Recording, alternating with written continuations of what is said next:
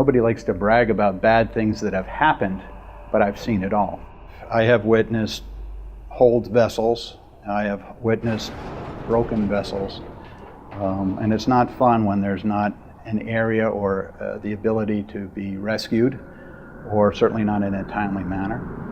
And the mariners, for example, now, as these cruise ships are going through there with thousands of people on board, everybody's concerned about search and rescue and how do we manage an incident and that sort of thing. The best way to do that is not to have one. And so I feel that we're at the front line of mitigating those types of problems. I'm Captain Ralph Pundt. I'm a full professor at Maine Maritime Academy in the Marine Transportation Department. I was tasked to develop the 2 primary courses to meet the STCW component for polar water operations, which has been or is being defined by the International Maritime Organization at this point. And that is for the mariners who will be proceeding up in through the polar regions, that's the Arctic and Antarctic, as the ice allows them to do so. My primary interest in this was that I did have the opportunity a number of times to transit the west coast of Greenland through the ice in the 90s, as well as to go down to McMurdo Station when ice was quite a bit different than it is now. And what I realized is what I didn't know versus what I did know, and the mariners that are going to be tasked to go into these regions are going to have the same thing. They do not have any specialty training for it, and therefore it behooves them to become more educated, and so that we can have safer transits as the ice allows us to do so. It's not just navigation, it's the whole operations and then the process of search and rescue, the process of survival should bad things happen up there.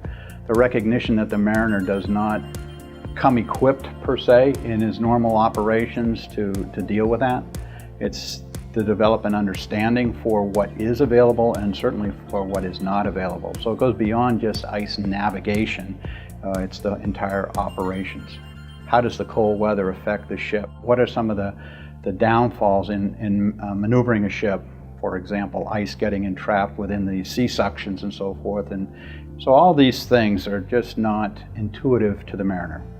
And so that's why we have 2 courses, the basic course, which is designed specifically for in our terms, the 3rd mate and 2nd mate, or the watch officers, and then the advanced course, which would be for the chief mate and master of the ship, so that they have a better understanding. And in the chief mate and master program, or the advanced program, we deal more with the specifics of maneuvering in the ice as opposed to having the awareness of what you're doing. That is all developed within the basic course. What is ice? How does it move? How is it going to affect your transit? And those sorts of things. We've run the course now for 2 semesters. I've trained, we have now 42 qualified or certified mariners that have graduated or are in the process of graduating that are polar class certified. I feel confident that at least they'll have an understanding of what they're looking at. And hopefully in time, through experience as well as through more and more education, we'll have a much better quality of ice navigators or ice operators.